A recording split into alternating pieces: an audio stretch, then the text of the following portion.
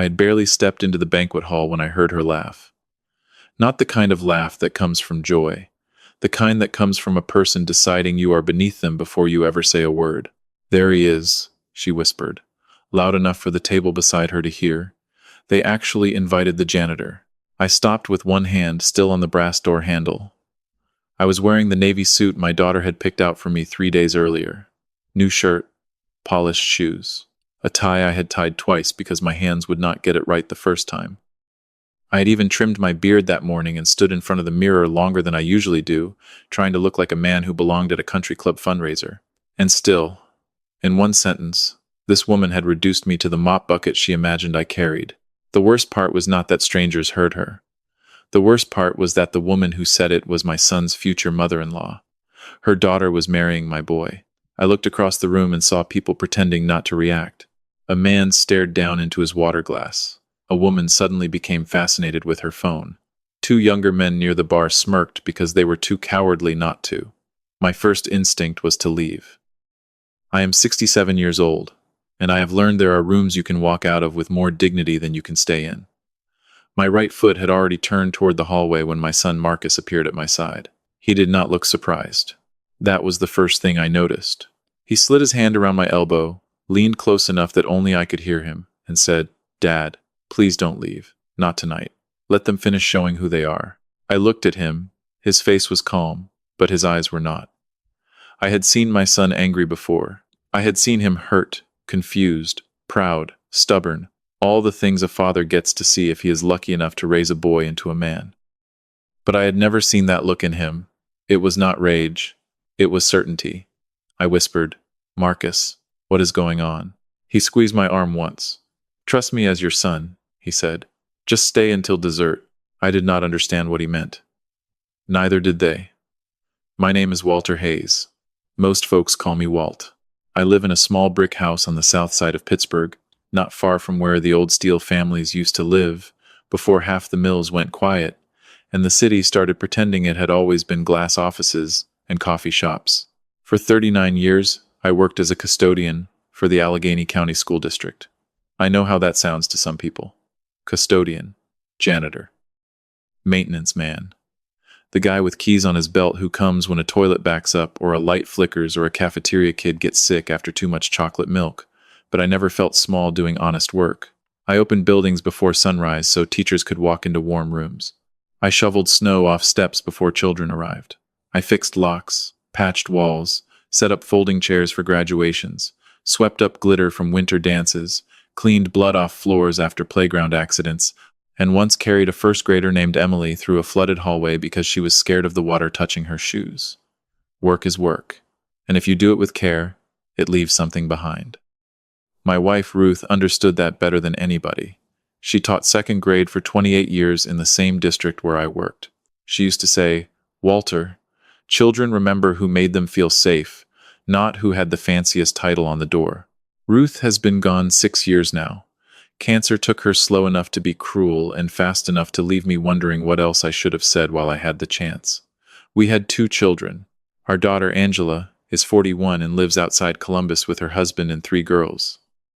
Then there is Marcus, 36, an architect, my youngest, my late-in-life surprise. The boy Ruth used to say came into the world looking like he already had questions. Marcus was always different. Quiet, observant, the kind of child who could sit at a kitchen table building a bridge out of popsicle sticks while other kids were outside yelling at each other.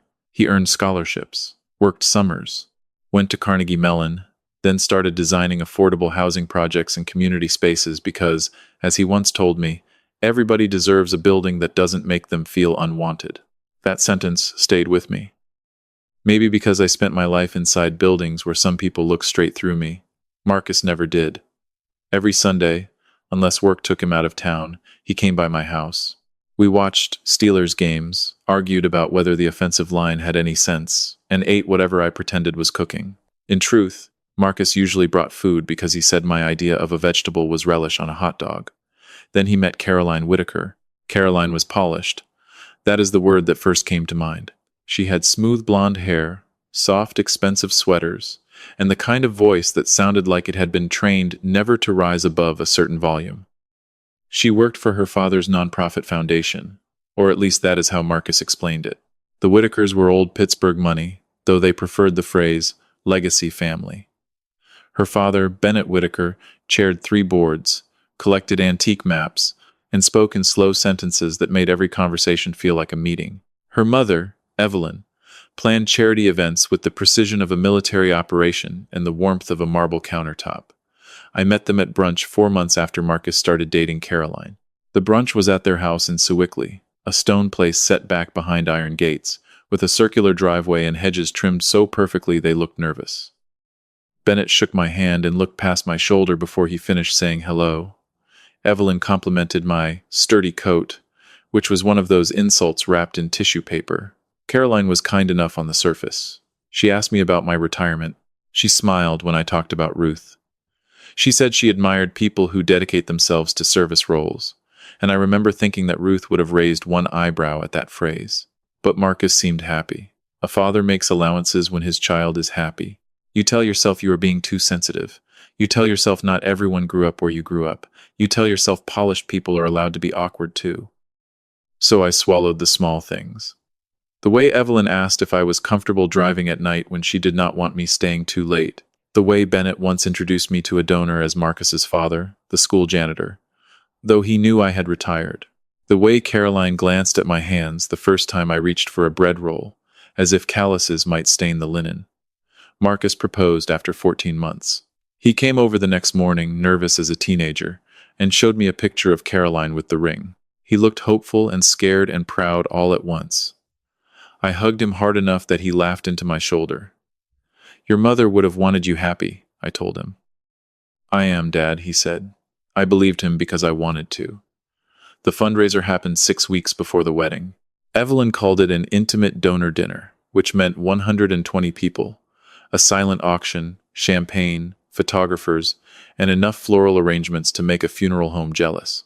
The event was being held at the Oakmont Ridge Club, where the Whitaker Foundation was announcing a new project to renovate abandoned school buildings into private arts centers.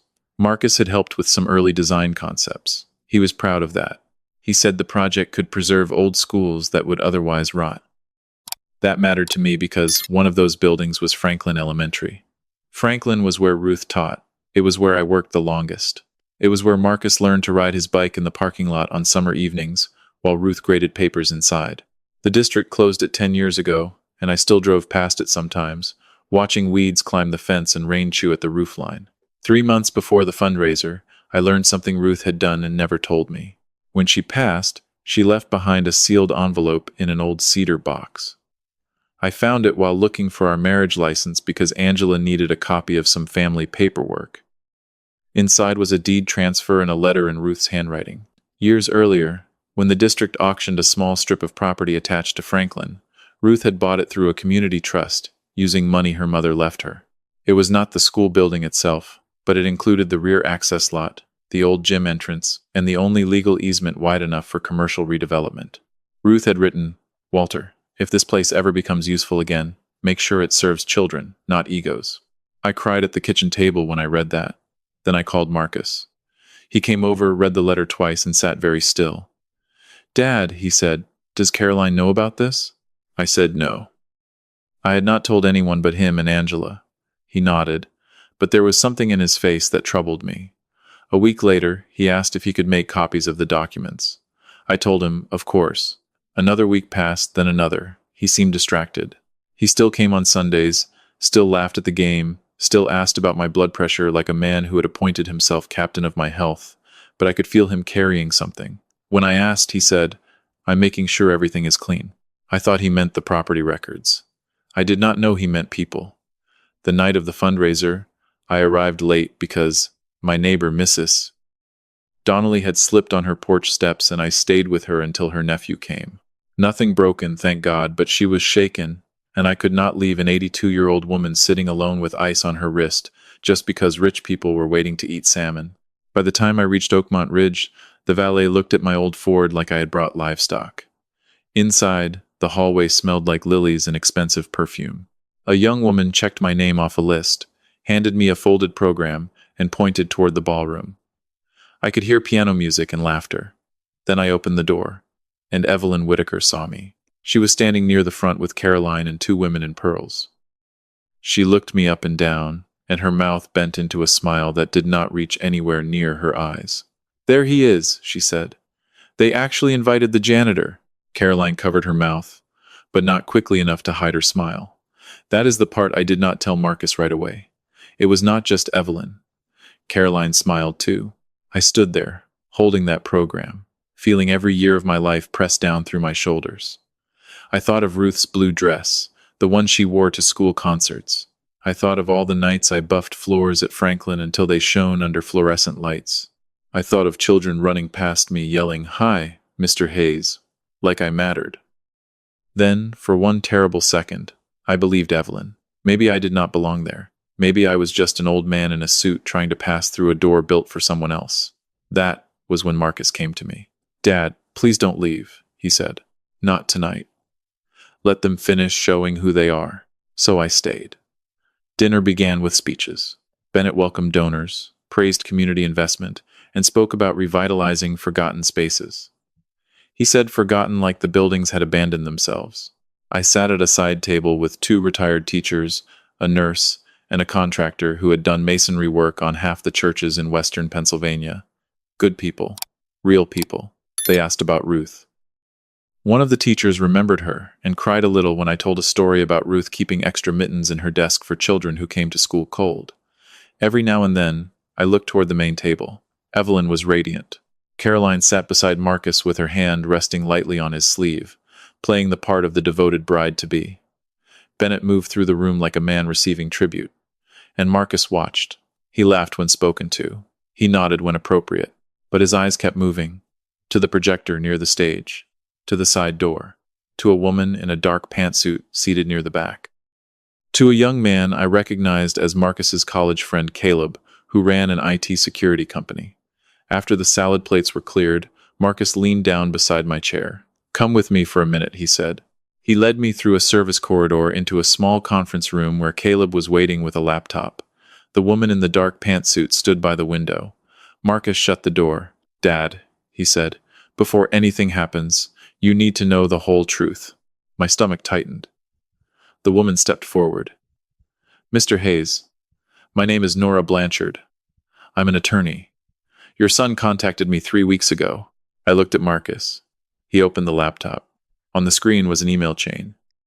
Bennett Whitaker's name appeared at the top, then Evelyn's, then Caroline's. Marcus did not ask me to read it all. He had highlighted the lines that mattered. The foundation could not move forward without control of the Franklin access lot. The old gym entrance easement made the entire redevelopment plan dependent on the trust Ruth had left me. Bennett had promised donors the project was already secured. It was not. Then Marcus clicked another folder. There were scanned documents with my name typed beneath signature lines. A proposed transfer agreement, a consulting payment disguised as a community participation grant, a power of attorney form I had never seen in my life. My mouth went dry. "That's not my signature," I said. "I know," Marcus replied. His voice was steady, but his hands were clenched. Caleb turned the laptop slightly and played an audio file. Caroline's voice filled the little room. "After the wedding, Marcus can handle him. Walter signs what Marcus puts in front of him. He trusts him completely." Then Bennett, lower and colder. "The old man doesn't understand what he has. We offer him a plaque in the lobby, maybe name a classroom after Ruth, and he'll think we honored her." Evelyn laughed softly. "Just don't let him speak too long at the fundraiser. Donors love authenticity until it starts talking." I sat down because my knees told me to. For a moment, no one spoke. I could hear the muffled sound of applause through the wall. Somewhere out there, Bennett Whitaker was probably smiling beneath chandeliers, while my wife's name sat inside his mouth, like bait. Marcus crouched in front of me. "Dad, they've been planning this for months. Caroline asked me questions about your paperwork, your bank, whether you had a lawyer. At first I thought it was wedding stress or foundation business. Then I saw one of these documents on Bennett's desk." "You went into his office?" "He invited me there to discuss design revisions," Marcus said. "He left the folder open because people like him think nobody around them is smart enough to notice." Nora handed me a folder. "Mr. Hayes, we have already provided copies to the county recorder's office and to law enforcement. Nothing has been transferred. Your property is safe. But tonight, the Whitakers intend to announce the Franklin project publicly and imply the access issue has been resolved. That announcement would help them secure donor commitments based on fraudulent representations. I stared at the folder in my hands. Then, stop them quietly, I said, before they go on stage. Marcus looked away. That hurt me more than I expected. What else? I asked. Caleb opened another file. This came from a backup. Caroline saved to a shared planning drive by mistake, he said. It was a video. Caroline and Evelyn sat at a kitchen island, wine glasses in front of them, talking as casually as if they were discussing flowers. Caroline said, I can get Marcus to push him. He worships his father, but he also wants the project to matter. If I make it about honoring Ruth, he'll pressure Walter himself. Evelyn replied, Good. Sentimental men are easy. You just give them a memory and they hand you the keys. I closed my eyes. Not because of the property, not even because of the forged papers, because they had studied my love for my wife like a weakness.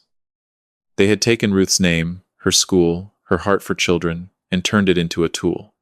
When I opened my eyes, Marcus was crying, not loudly, just 2 tears down his face, which he wiped away like he was angry at them for showing up. I'm sorry, he said. I should have seen it sooner. No, I told him.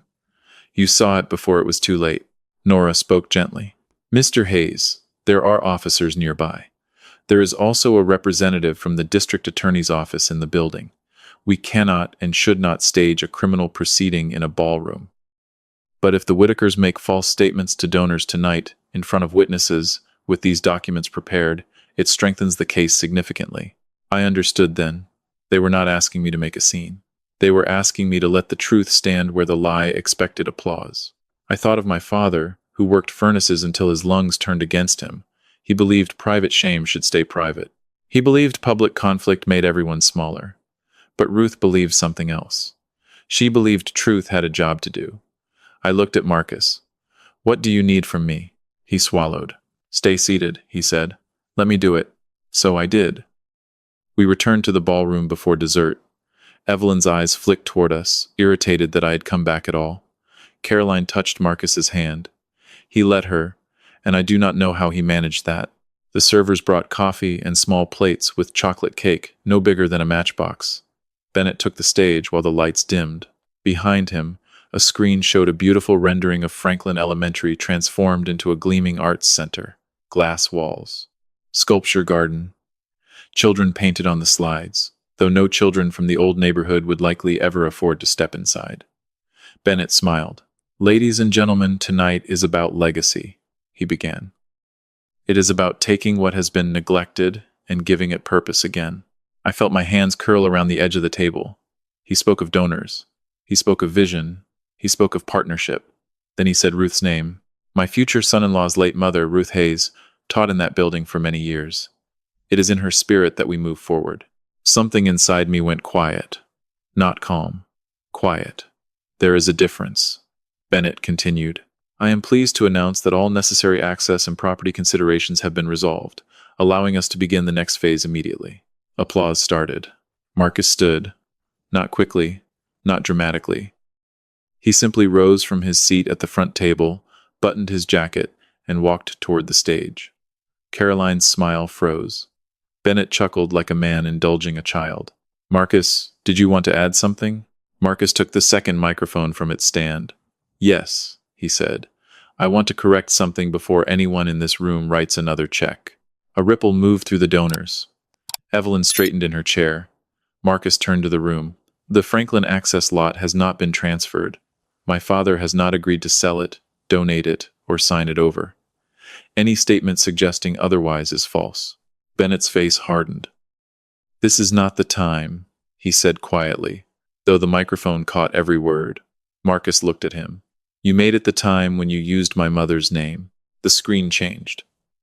Not to Marcus's design renderings. To the forged transfer document with my name enlarged at the bottom. A sound moved through the ballroom. Marcus said, This is a document prepared by Bennett Whitaker's office. It contains what appears to be my father's signature. My father never signed it. Caroline stood. Marcus, stop. He did not look at her. The next slide appeared. An email from Bennett to Caroline. Subject line, Walter Hayes' easement issue. A highlighted sentence read, "Get Marcus to frame it as Ruth's legacy. The old man will not refuse his son." People began whispering. Evelyn rose so fast her chair struck the table behind her. "This is outrageous," Marcus said. "It gets worse." Caleb, from the control booth, played the audio. Caroline's voice came through the speakers, clear as a church bell. "After the wedding, Marcus can handle him. Walter signs what Marcus puts in front of him. He trusts him completely." The whole room went still. I looked down at my hands because I did not want Caroline's face to be the thing I remembered from that moment. My hands were old now, knuckles swollen, nails trimmed short. A scar across my thumb from a boiler panel in 1998. Hands that had worked, held babies, carried Ruth when she got too weak to walk from the couch to the bed. Those hands had never stolen a thing. Bennett stepped toward Marcus. "You are embarrassing yourself." Marcus turned to him, and my boy's voice did not shake. "No, sir. For the first time since I met your family, I'm not." The room erupted then, not loudly at first. It came in layers, gasps, chairs shifting, donors asking each other what they had just heard. A man in a tuxedo near the stage said, "Is this real?" And Nora Blanchard stood from the back. "It is real," she said. "My name is Nora Blanchard. I represent Mr. Walter Hayes. These materials have been provided to the appropriate authorities. Anyone who pledged funds tonight based on Mr. Whitaker's representation should speak with counsel before proceeding." Bennett pointed at her. "You have no right." A side door opened. 2 uniformed officers entered with a plainclothes detective I had met only 30 minutes earlier. "Now, brothers and sisters, let me tell you something. In the movies, people shout when their world collapses. In real life, some people become very quiet because they are busy calculating whether there is still a door they can reach." Bennett was calculating. Evelyn was trembling with rage, not fear. Caroline looked at Marcus like he had betrayed her by refusing to be used. "You chose him over me," she said. Marcus finally turned to her. "No," he said. "I chose the truth over a lie. You just happened to be standing on the wrong side." That line broke something in the room. A few people clapped. Not many. It was not that kind of moment. But someone did, and then someone else, and then an older woman near the center aisle stood up and faced me. "I taught with Ruth," she said, her voice shaking. "She would have hated what they tried to do." That was when I almost lost myself. Not during the insult, not during the recording, not when Bennett used my wife's name. But when that woman remembered Ruth as a person and not a prop. Caroline tried to leave. She did not run. People like her rarely run. They glide toward exits and expect doors to open. But the detective stepped into her path and asked her to remain available for questioning. Evelyn demanded an attorney. Bennett claimed the files were stolen, altered, misunderstood, taken out of context. All the words guilty people throw into the air, hoping one becomes a rope. Marcus came down from the stage and walked straight to me. For a moment, he was not a grown man in a tailored suit. He was my little boy again, standing in our kitchen with a scraped knee, trying not to cry because he thought courage meant silence. I stood, and he hugged me. "I'm sorry they said that about you," he whispered. I held the back of his head the way I did when he was small. "Son," I said, "you made sure they never get to say it in the dark again. Police did not drag anyone out that night. That is not how real cases always work, and I will not dress it up for drama. They questioned people. They collected devices. They asked Bennett, Evelyn, and Caroline to leave separately. Donors stood in shocked clusters. Some slipped out because rich embarrassment is contagious and nobody wants it on their shoes. The food sat untouched. Then Mrs. Alvarez, one of Ruth's old teacher friends, walked over to the dessert table, picked up one of those tiny chocolate cakes, and said, "Ruth would haunt us if we wasted food this expensive." I laughed. I did not expect to, but I did. Then Marcus laughed. Then Angela, who had driven in late and arrived just in time to see the last part, started crying and laughing together. Before long, the good people who remained were eating cake off gold-rimmed plates in a half-empty ballroom while the Whitaker Foundation's future collapsed somewhere outside under the portico. It was the strangest celebration I have ever attended, and maybe one of the most honest. The weeks that followed were not simple. Truth may set you free, But first, it makes you answer phone calls, meet lawyers, sign statements, and relive things you wish had never happened. The investigation found more than our case. Bennett Whitaker's foundation had been using community projects to secure donations while quietly shifting land rights, management fees, and consulting contracts to companies tied to his friends. Franklin was not the first. It was simply the one where he got careless because he thought a retired custodian would not know what an easement was. A woman named Denise Holloway came forward from Youngstown. Her father's repair shop had been swallowed into a redevelopment deal after documents appeared with signatures he denied making.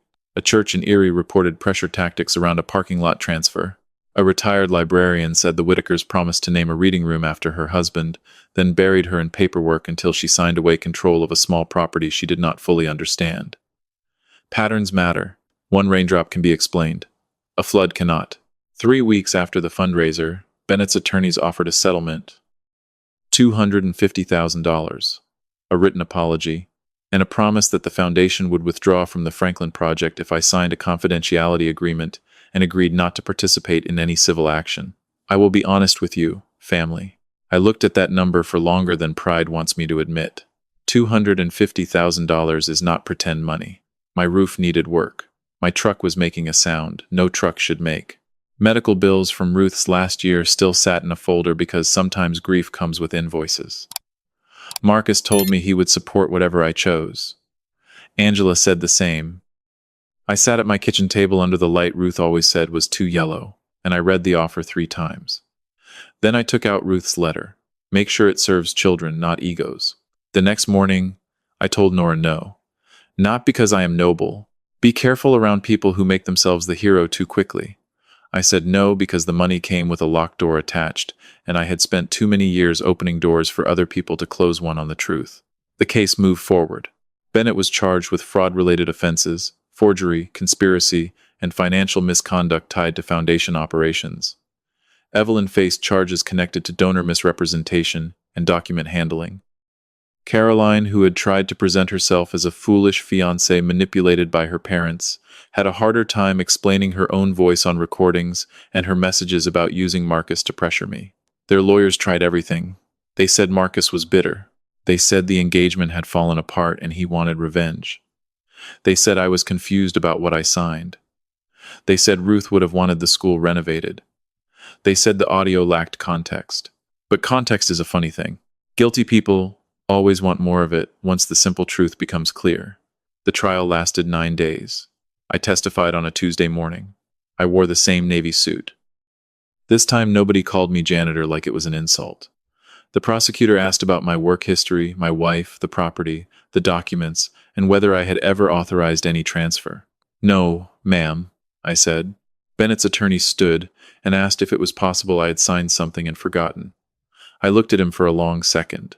Sir, I said, I spent 39 years keeping track of keys to buildings full of children. I know when something important is in my hand. That was the first time the jury looked at me not with pity, but with respect. Marcus testified after me. Caroline would not look at him.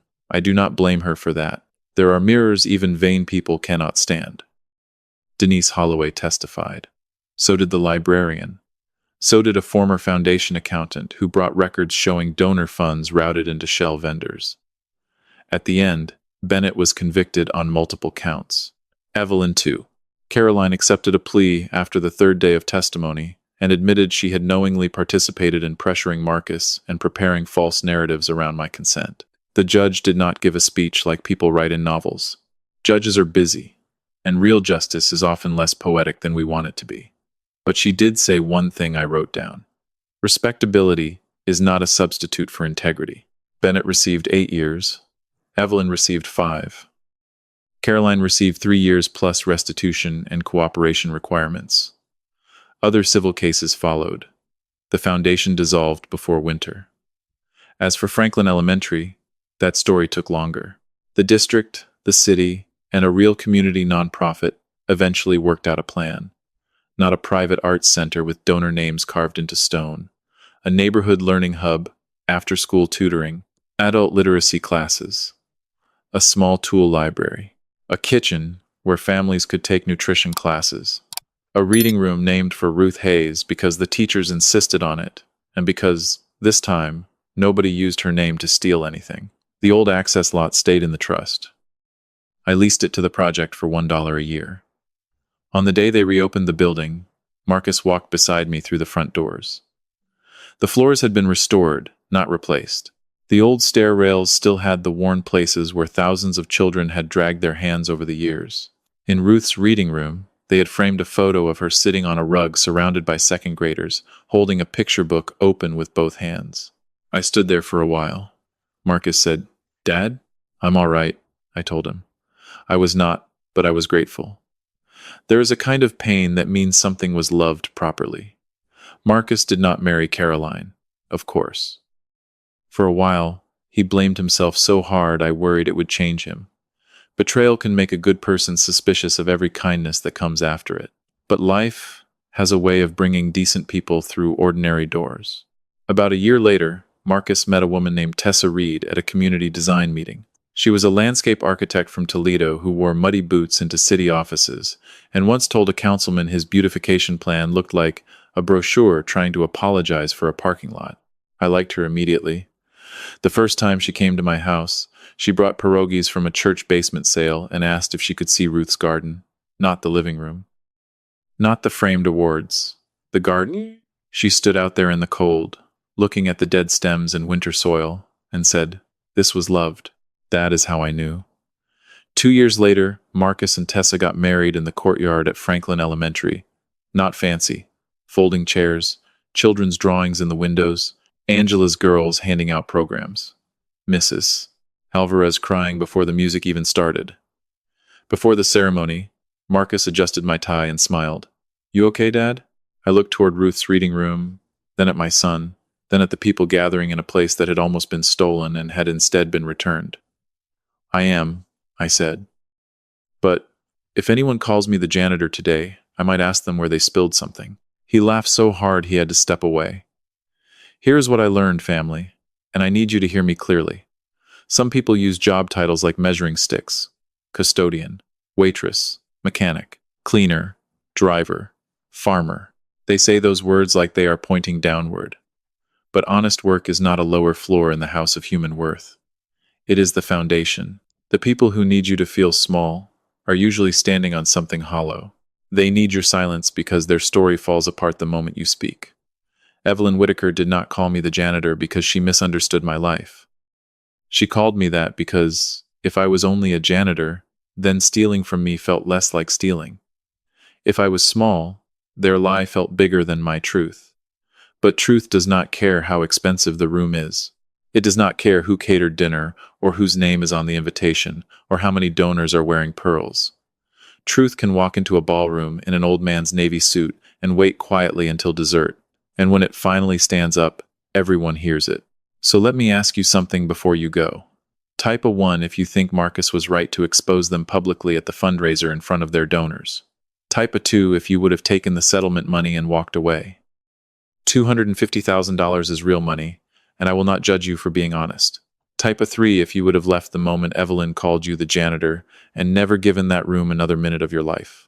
And tell me where you are watching from, and what time it is there. Maybe you are in Ohio before sunrise, or Texas after midnight, or sitting in a quiet kitchen somewhere with the lights low, remembering a room where somebody once made you feel smaller than you were. If that is you, then listen to me. You were never small. They were just standing too far away from the truth to see you clearly. When someone tries to make you feel small, remember the people who truly love you will not measure you by your title, your clothes, or the room you stand in. Walter's quiet dignity and Marcus's courage remind us to protect what is right, honor those who came before us, and keep opening doors for others with a grateful heart.